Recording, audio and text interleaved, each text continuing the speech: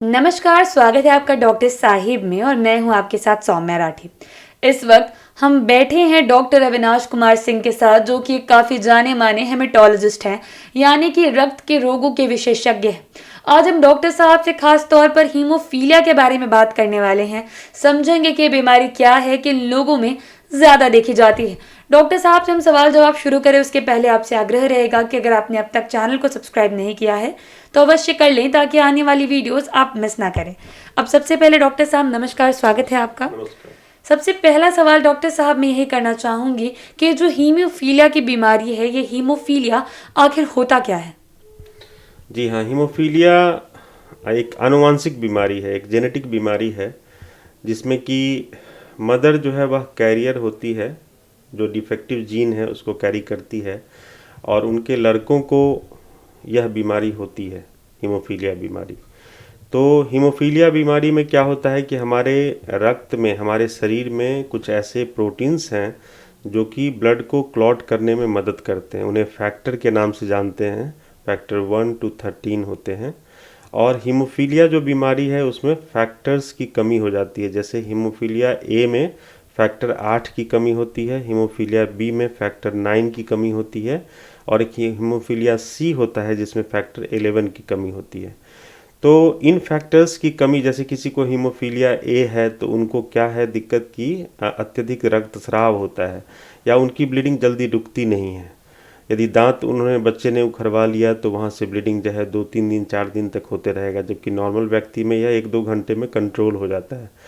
तो हीमोफीलिया के मरीज को ब्लीडिंग की टेंडेंसी होती है और कितना फैक्टर कम है उसी के अनुसार उनको ब्लीडिंग की सीवियरिटी रहती है कि यदि माइल्ड हीमोफीलिया है तो कुछ ज़्यादा चोट लगने से ही ब्लीडिंग होगी, मॉडरेट हीमोफीलिया है यदि तो हल्का भी ट्रॉमा यदि हम देंगे या चोट लगेगा तो ब्लीडिंग होगी, और जो सीवियर हीमोफीलिया है उसमें अपने आप भी बिना चोट लगे ब्लीडिंग होती है या उनके जोड़ जो है फूल जाते हैं और उनके जोड़ खराब हो जाते हैं। जी डॉक्टर साहब, जैसा कि आपने बताया कि हीमोफीलिया में खून लगातार बहता रहता है, आम लोगों को जितना खून निकलता है उससे कई ज़्यादा। क्या इसके अलावा कोई और लक्षण है जिससे व्यक्ति पहचान कर सकते हैं इस बीमारी की, या कोई ऐसी उम्र जिसमें इस बीमारी की पहचान कर ली जानी चाहिए? जी हाँ, बहुत सुंदर सवाल आपने किया। तो ये जो है ये थोड़ी रेयर बीमारी है, इतनी कॉमन नहीं है। जैसे हीमोफीलिया ए जो है वह करीब 10,000 बच्चों में एक बच्चे में मिलती है और जो हीमोफीलिया बी है वह करीब 30,000 में से एक बच्चों को हीमोफीलिया बी डायग्नोज होता है।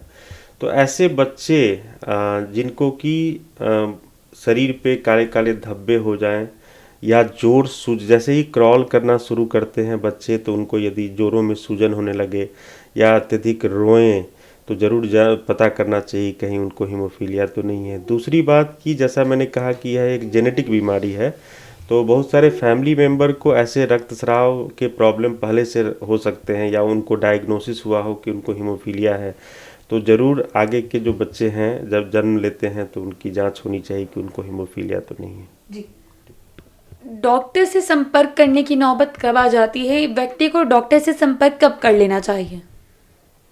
हर एक सस्पेक्टेड जो हीमोफीलिया के बच्चे हैं, मरीज हैं, उनको हीमेटोलॉजिस्ट से मिलना ही चाहिए। उसमें वेट नहीं करना है कि कुछ यदि दिक्कत होगी, ब्लीडिंग होगी तभी हम डॉक्टर से मिलेंगे, क्योंकि एक तो इलाज होता है और दूसरा प्रिवेंशन होता है। तो जब आप डॉक्टर से मिलेंगे तभी आप जानेंगे कि कैसे हम चीज़ों को खराब होने से रोक सकते हैं। नहीं तो कभी कभी बहुत सीरियस अवस्था में मरीज आते हैं, उनके जोड़ खराब रहते हैं या बेहोश स्थिति में आते हैं क्योंकि उनके ब्रेन में ब्लीडिंग हुई रहती है। तो हर एक हीमोफीलिया पेशेंट को एक हीमेटोलॉजिस्ट से मिलना चाहिए। जी डॉक्टर साहब, एक अहम सवाल ये है कि जैसा कि अभी आपने बताया कि ज़्यादा देर कर कर डॉक्टर के पास नहीं पहुंचना चाहिए, तो ये जो बीमारी है हीमोफीलिया, ये कितनी ज़्यादा खतरनाक हो सकती है कि अगर इलाज देर हुआ तो ये दिक्कतें आ जाएंगी? जी हाँ, तो जागरूकता की कमी है हमारे समाज में और हमारे पूरे देश में। यदि समझिए तो यदि 100 हीमोफीलिया के मरीज डायग्नोज हुए हैं, पहचाने गए हैं, तो 600-700 मरीज जो हैं वो छुपे हुए हैं, उनको हम लोगों ने नहीं पहचाना या उनको पता ही नहीं कि उनको हीमोफीलिया है। तो इसलिए हर एक व्यक्ति जो इसको सुन रहे हैं उनको शेयर करना चाहिए यह इन्फॉर्मेशन सभी लोगों के साथ, ताकि सभी जो हीमोफीलिया के मरीज हैं उनको या उनके अभिभावक हैं या उनके परिवार के लोग हैं उनको इसकी जानकारी हो कि कैसे हम जाने कि किसी को हीमोफीलिया हमारे हमारे परिवार में किसी को हीमोफीलिया है या नहीं है। और जैसा कि मैंने बताया कि रक्तस्राव, अत्यधिक रक्तस्राव जो है वह एक सिम्टम है हीमोफीलिया के। और दूसरा, यदि किसी फैमिली मेम्बर में, जैसे किसी के घर में मामा है, उनको रक्तस्राव ज़्यादा होता है या डायग्नोज हुए हैं हीमोफीलिया, तो ज़रूर जो भी बच्चे हैं, लड़के हैं खासकर, उनको ज़रूर जांच करानी चाहिए कि हीमोफीलिया तो नहीं है। जी डॉक्टर साहब, इस बीमारी के जो भी मरीज होते हैं उन्हें किन बातों का खास ख्याल रखना चाहिए? तो सबसे इम्पोर्टेंट तो है कि हीमोफीलिया, जैसे मैंने बताया कि उनको ब्लीडिंग की टेंडेंसी रहती है। तो कभी कभी तो बिना चोट लगे, या ज़्यादातर मरीज ऐसे होते हैं जिन्हें बार बार चोट लगने से रक्तस्राव होता है। तो चोट से बचें, पहली चीज़ कि हम ऐसा कोई काम ना करें जिसमें चोट लगे।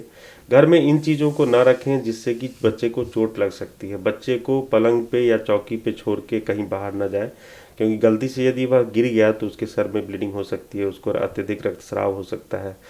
कोई भी शार्प चीज़ जो है वह, जैसे टेबल का कोना है, यदि शार्प है, यदि दांत उसमें लग जाएगा बच्चे का, तो वहाँ से बहुत ज़्यादा ब्लीडिंग होगी। तो इन चीज़ों का ख्याल करें, खुद से सोचें कि हम अपने बच्चे को, अपने हीमोफीलिया के मरीज़ को कैसे हम चोट से बचा सकते हैं।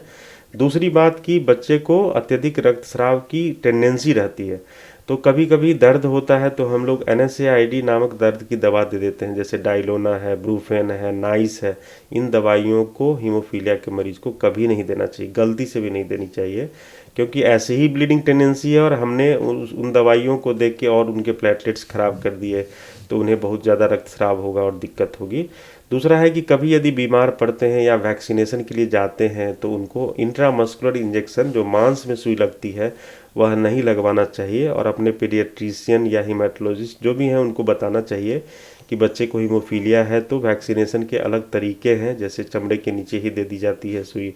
तो इस तरह से हम लोग बचा सकते हैं। और अर्ली डायग्नोसिस बहुत इंपॉर्टेंट है कि किसी को हीमोफीलिया है तो प्रिवेंट करें, ट्रॉमा, IM इंजेक्शन, NSAIDs। और कभी भी रक्तस्राव जैसे होता है, शुरू हो गया, तो हम लोग फैक्टर लगवाएं नज़दीक के किसी सेंटर में। और एक दूसरी प्रोफाइलैक्टिक फैक्टर थेरेपी एक ये है जो कि ज़्यादातर हमारे विकसित देशों में यह लागू होता है, क्योंकि इसमें सप्ताह में 3 दिन तक फैक्टर देने की ज़रूरत है 18 साल की उम्र तक। तो इसमें थोड़े पैसे ज़्यादा लगते हैं, लेकिन इस स्ट्रेटजी से ये होता है कि बच्चे का लाइफ नॉर्मल हो सकता है, उनके जोड़ खराब नहीं होंगे, वे हैंडीकैप्ड नहीं होंगे और वे अपनी सारी पढ़ाई लिखाई नॉर्मल तरीके से कर सकते हैं। एक अहम सवाल डॉक्टर साहब ये है कि अगर मान लीजिए कोई हीमोफीलिया का मरीज है, उन्हें किसी तरीके से अब चोट लग जाती है, तो आगे खून का जो बहाव है उसे कैसे रोका जा सकता है, इलाज क्या दिया जाएगा?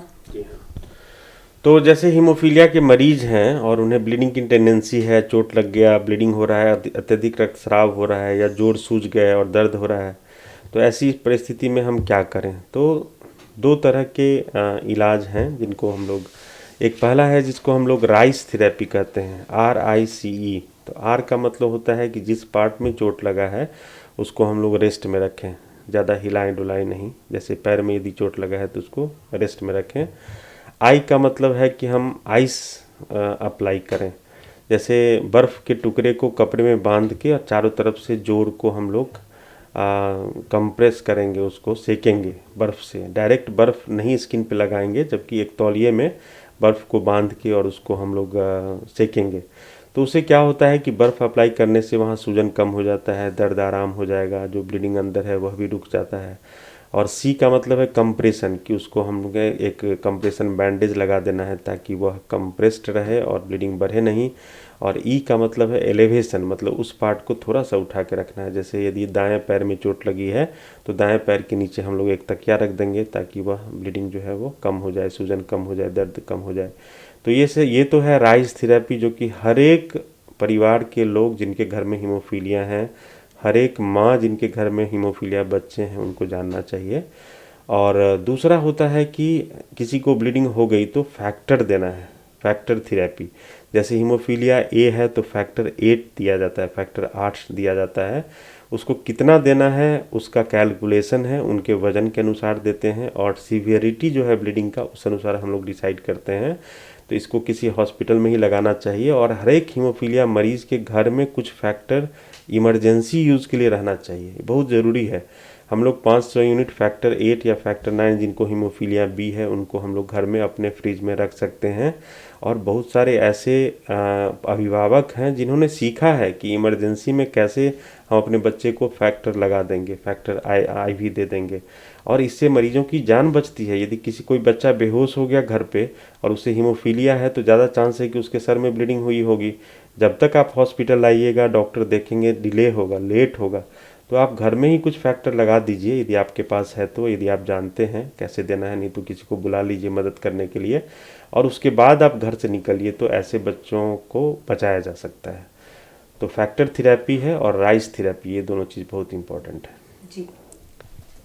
तो देखा आपने कि किस तरीके से डॉक्टर साहब ने समझाया कि एक ऐसी बीमारी है जिससे अगर आपको चोट लगे तो 3 से 4 दिन तक लगातार खून बह सकता है। साथ ही साथ डॉक्टर साहब ने हमें ये भी बताया कि इस बीमारी के लिए हमारे पास क्या क्या इलाज उपलब्ध हैं और जो मरीज हैं उन्हें किन बातों का खास ख्याल रखना चाहिए। इसी के साथ बहुत जल्द मुलाकात होगी डॉक्टर साहिब के अगले एपिसोड में। तब तक के लिए अगर आप इस वीडियो को फेसबुक पर देख रहे हैं तो पेज को लाइक और शेयर करें। अगर आप इसे यूट्यूब पर देख रहे हैं तो चैनल को सब्सक्राइब करें। आप हमें कमेंट सेक्शन में ये बता सकते हैं कि डॉक्टर साहिब से आपके क्या सवाल है, और साथ ही साथ आप ईमेल पर भी हमें अपने सवाल भेज सकते हैं। धन्यवाद।